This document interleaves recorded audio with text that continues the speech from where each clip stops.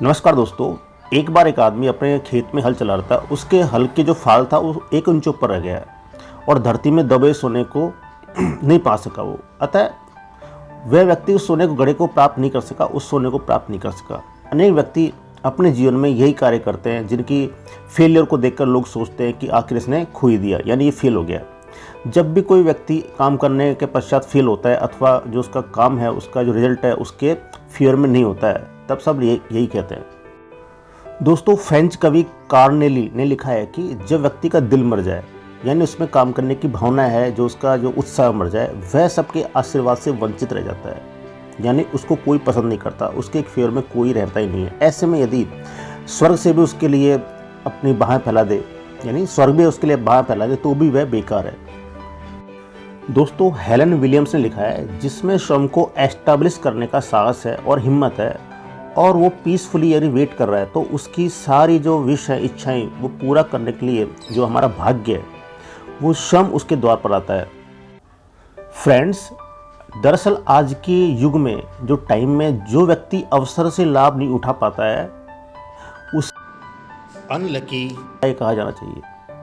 आज जो अवसर है, श्रम आपको इस बात की प्रेरणा प्रदान कर रहा है कि आपका द्वार खटखटा रहा है, आपकी खिड़कियों से झांक रहा है, रास्ते में चलते आपको सहारा दे रहा है।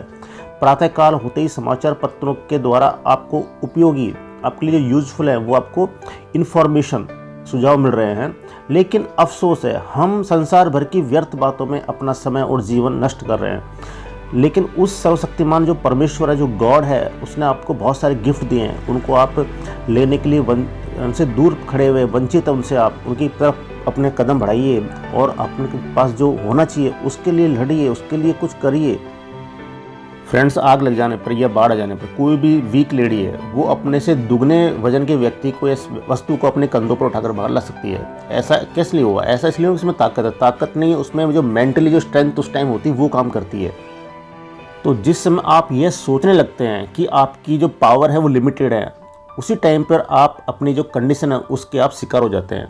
उसी समय आपकी सफलता प्राप्त करने की शक्तियाँ, जो पावर है, वो कम हो जाएगी।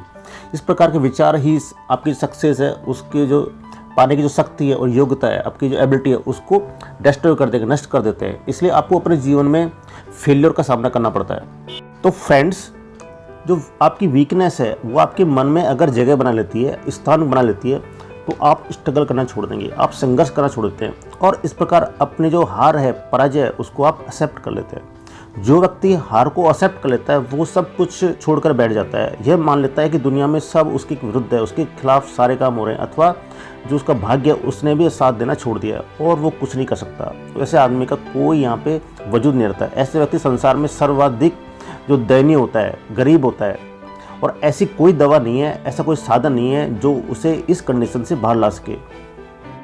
चलो दोस्तों, ये उदाहरण लेते हैं, एग्जाम्पल। आपने कोलंबस का नाम तो सुना ही होगा। जब कोलंबस ने दुनिया की खोज को निकालने का प्रयास किया, आरंभ किया, तो पूरा यूरोप उसका मजाक उड़ा रहा था, उसे पागल कहा जा रहा था। यदि उस समय कोलंबस ने अपने आप पर फेथ, विश्वास को छोड़ देता, अपनी खोज में न जुटता या न करता, तो वह महान कार्य कौन करता। इस प्रकार जब साइरस डब्ल्यू फील्ड ने समुद्र को नापने का काम शुरू किया, दुनिया भर के लोग, उसके जो फैमिली मेंबर थे, उससे भी इस कार्य को छोड़ने के लिए और धन को बर्बाद करने से बचाने का सुझाव दे रहे थे, बात कर रहे थे। न जाने कितने टन तार था समुद्र के अंदर समा गया। यदि उस समय लोगों की बात मानकर वह काम छोड़ देता, तो आज उस काम को कौन पूरा करता। फुलटन, जो भाप का जो स्टीम इंजन था, जो कि वजन को लादने में काम आता था, उसका जो काम कर रहे थे उस पर, तो जितना कोयला लाद कर ले जाना चाहता था, लोगों का कहना था कि उसका जहाज उतना कोयला नहीं ले जा सकता और समुद्र में डूब जाएगा।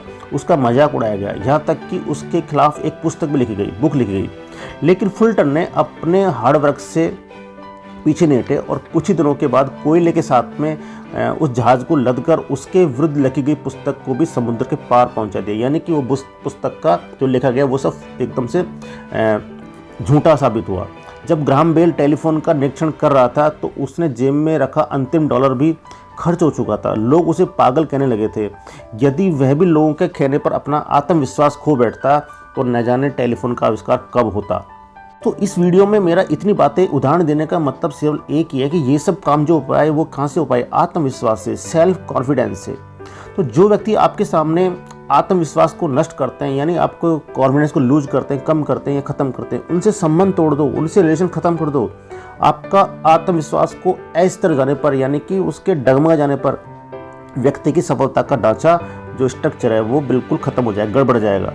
आत्मविश्वास सेल्फ जो कॉन्फिडेंस है के कारण जो हम शारीरिक रूप से कम शक्तिशाली व्यक्ति भी होते हैं वो एक आश्चर्यजनक रूप से काम कर पाते हैं। आत्मविश्वास के कारण भय, डाउट और दूसरे जितने भी हमारे अंदर जो फियर पैदा होता है वो सब फीलिंग खत्म हो जाती हैं। जिस व्यक्ति में आत्मविश्वास भरा होता है वह किसी भी कार्य को पूरा करके दम लेता है। आत्मविश्वास से कम पढ़ा लिखा व्यक्ति भी अधिक जो शिक्षित व्यक्ति होते हैं, जो पढ़े लिखे लोग होते हैं, उनकी अपेक्षा ज़्यादा कार्य करने का निश्चय पैदा करके और मैदान में कूद पड़ते हैं, जबकि सुशिक्षित व्यक्ति हिचकिचाता रहता है, अपने आप में डाउटफुल रहता है। ओके, थैंक गाइज, मिलते हैं अगले वीडियो में। यदि आपको ये वीडियो अच्छा लगा इसको लाइक करें, शेयर करें और मेरे चैनल को सब्सक्राइब करें ताकि मुझे भी एक पावर मिले।